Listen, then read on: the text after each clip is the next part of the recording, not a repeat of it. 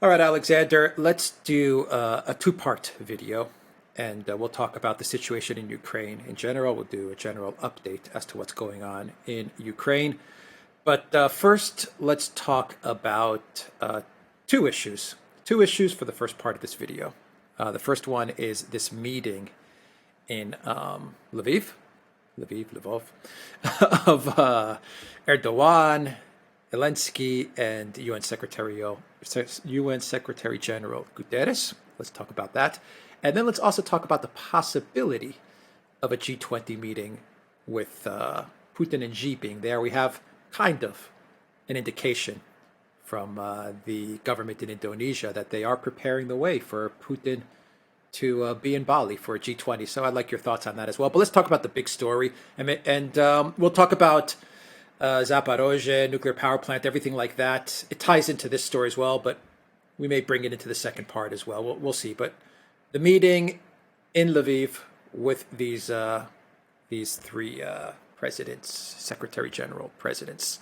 Real quick, my take on this is there's really not that much substantive information as to what was decided. To be quite honest, it's all very foggy and just a lot of, your typical, Erdogan is a great guy and Turkey's strong and Ukraine is great and the UN saying we've done successful stuff with the grain and, we got to get people at the power plant. I mean, you don't really have an indication what was really talked about. It's very foggy. Anyway, your thoughts? It's not only very foggy. I'm going to go a step further and beyond that. I think anything with substance was talked about. I mean, all the indications are, all the signs are that it was much ado about nothing. What I think has happened is this. Erdogan has got doing very substantive deals with Putin recently. He did a massive economic deal with Putin just a short while, about a week ago. There's been more articles in the Financial Times expressing concerns about the extent to which Turkey and Russia seem to be moving forward, integrating their economies. So I think what Erdogan wanted to do is, because obviously there's been some criticism of Turkey because it's getting so close to Russia. There's talking about from some people about sanctions against Turkey. He then said, well, let's balance this out. I'll have a meeting with Zelensky as well. But note, he didn't have that meeting in Kiev. He wasn't prepared to go to Kiev. He wasn't prepared, apparently, as far as one can tell, to meet Zelensky in Ukraine's capital. So already, in a kind of way, that downgrades it. It's now all happened at this in Lviv, in the west, almost suggesting that Erdogan doesn't think that Kiev will continue to be an important place for very much longer. It's a strange event. And so they meet there. They have this discussion. Guterres comes along. And, again, it's not entirely clear what Guterres is up to. But as far as I can tell, he wants to be seen doing something about the grain shipments, and the food shipments, and the Zaporozhye nuclear power station. But he doesn't appear to have played any substantive role in the discussions, and why would he? And Erdogan does his usual thing. He says, Ukraine and Russia need to negotiate peace. I'm prepared to act as mediator. Zelensky basically says no, because he says only basis for negotiation is if the Russians give up and pull out of Ukraine entirely, including Crimea, Donbass, all these impossible, fantastical, unrealistic things. And that's it. Now, I had been expecting more. I'd been expecting, say, something to be said publicly about the power station. Maybe Erdogan taking sides on that one. Perhaps even Turkey taking Ukraine's side on that one. Or possibly Erdogan announcing some new initiatives, so for peace talks, but nothing like that either. Or some public statement from Erdogan about new Turkey supporting Ukraine's territorial integrity. Again, nothing like that, or support for Ukraine's NATO aspirations, or which he has said in the past, to Russia's intense annoyance, by the way. But if anything was said of that nature, it was done in such a low-key way that it was almost inaudible. So it looks like a meeting, basically, for the sake of a meeting. It's just Erdogan, I think, doing his balancing things, coming along, talking to Zelensky, and it gives an appearance of a meeting, but nothing really of substance has happened. And of course, as for the grain shipments, that's turning into, I won't say a farce or a debacle, but it's already looking a great deal less impressive than people had assumed, because there are very few buyers for this Ukrainian grain. Incredibly, that first grain ship, it ended up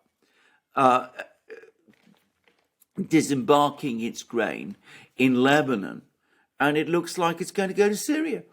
So, I mean, which is, of course, a Russian ally. So, I mean, the whole thing looks extremely, like it hasn't really worked out. So, there we go. I mean, a very, very strange meeting.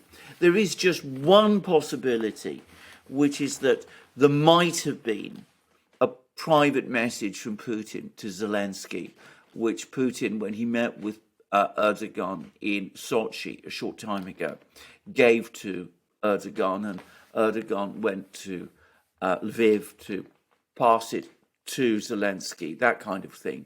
That does happen from time to time, and that's not a possibility to exclude entirely. But if so, it's without any visible effect. Yeah, a possibility for surrender or some sort of terms, you mean? Yeah, absolutely. Okay. I mean, the overall effect of this meeting, maybe I should quickly say this, is of Erdogan losing interest in Ukraine.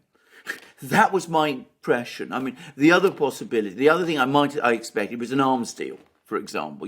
More Bayraktar drones, more help with building up Ukraine's shipping, naval fleet. There's been talk of that in the past. Nothing like that came out of this. So it's Erdogan coming along, meeting Zelensky, but not in Kiev, in a provincial city instead. Very low key, everything very low key. He goes back to Ankara. My impression is it's as if Erdogan is quietly dropping Ukraine.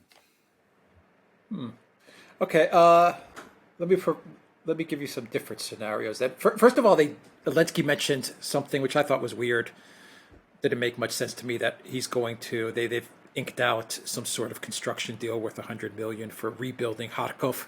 And Zelensky actually mentioned that in a Telegram post, and he mentioned that during statements, which to me, I was like, okay, I don't quite understand Turkey rebuilding Kharkov, $100 million. Okay, maybe he said that once again to show that Ukraine also has business deals with Turkey. It's not only Russia. Mm-hmm. Okay, that was a little weird. It didn't kind of fit in with everything else that they were supposedly talking about. The grain issue, I think it's proved our analysis 100% correct, where we noted that it wasn't really about the Odessa grain, the whole food shortage thing. It was about providing cover for the collective West, the EU, to wave a white flag and pull back from the sanctions on Russian wheat, fertilizer, grain. That was the real deal that has exactly. That has solved, if indeed it's solved, the food shortage that Guterres was talking about. So the Odessa grain was just that was cover, and I think everything has played out to prove that fact, that there was no food shortage because of a blockade or Odessa grain. That was the cover to walk back the sanctions on Russian food. Finally, what do you think of the analysis that what I was thinking is that Erdogan had a private meeting with Zelensky, and ideally, from a geopolitical level, Erdogan would like to stop the war right here, because I'm not saying Erdogan is hell-bent. I mean, it's not like the most important thing for him, but ideally he would like to stop Russia's advance where it is, have Ukraine control half of the shoreline of the Black Sea, have Russia control the other half of the shoreline. That way Erdogan doesn't have Russia exerting so much control in the Black Sea, and he can kind of, every now and then, which Erdogan likes to do, is, put the pressure points on Russia by supporting Ukraine. He likes to do that kind of stuff, play both sides off against each other. And I'm not saying that Erdogan wouldn't be able to deal with Russia and negotiate with Russia and enter BRICS and all these things if Russia does control the entire shoreline. But ideally, he would like to say, you know what, the Black Sea is split up between these two rival countries, and I can use that to my advantage. I don't have just all of Russia controlling it. What do you think of that? Oh, yeah, it's a very good answer. I would not be at all surprised if that's exactly what he tried to get Zelensky to agree to. I mean, Erdogan is no fool. Whatever he is, he's not stupid. And I'm no doubt at all that he's getting a lot of information from his military people. And he knows the direction of this war. He can see now where it's going. And I absolutely think that he would much prefer not to see the entire northern Black Sea coast once again under Russian control. I mean, for Turkey, historically, that was a nightmare. I mean, at the moment, Russia and Turkey are friends, but in previous historical periods, the Russians in control of the northern Black Sea meant that Turkey's whole position has been rendered much more insecure, because the Russians have been able to exert pressure on Turkey in all kinds of different ways. So I think it makes total sense, over and above and beyond your point about the fact that Erdogan would like to see some kind of Ukraine survive, because it does provide him leverage against Moscow, and that's the kind of game he loves to play. He doesn't like to commit 100% to one side or another. He likes to play them both off against each other so that he can get more concessions. So I think that absolutely is what Erdogan would want. And I'm pretty sure that privately, they did have a private meeting, Erdogan will have told Zelensky, you're losing the war, you're not getting the help from the West that you hoped for, the weapons aren't pouring in, the money isn't pouring in, you're facing a hyperinflation crisis, you're not supplied for the winter, negotiate, do a deal, save what you can. I mean, as I said, he's no fool. Whatever else, Erdogan is the sort of person who could and would say that, and he can say it very straightforwardly. Trouble is, Zelensky simply is not receptive to that kind of argument.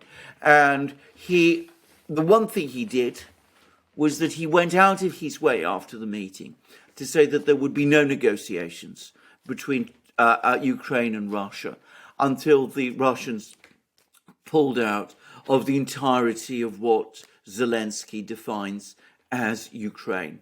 So, which, by the way, the fact that Zelensky publicly says that reinforces the possibility that Erdogan conveyed the kind of message to him in private that you said. In other words, Zelensky's publicly saying no.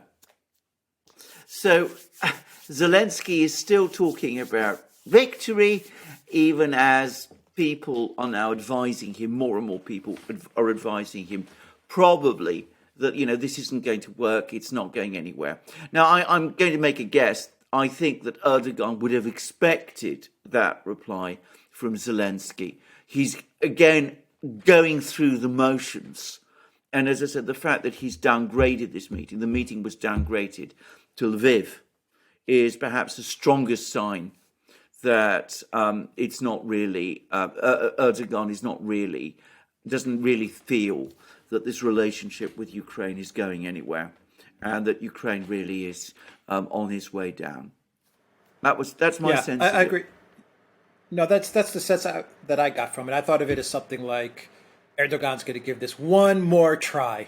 Let me go to Lviv, let me meet with Zelensky, let me see if I can get this outcome, the best outcome for Turkey. Let me see if I can get it. I'm probably not going to get it. Let me give it a shot.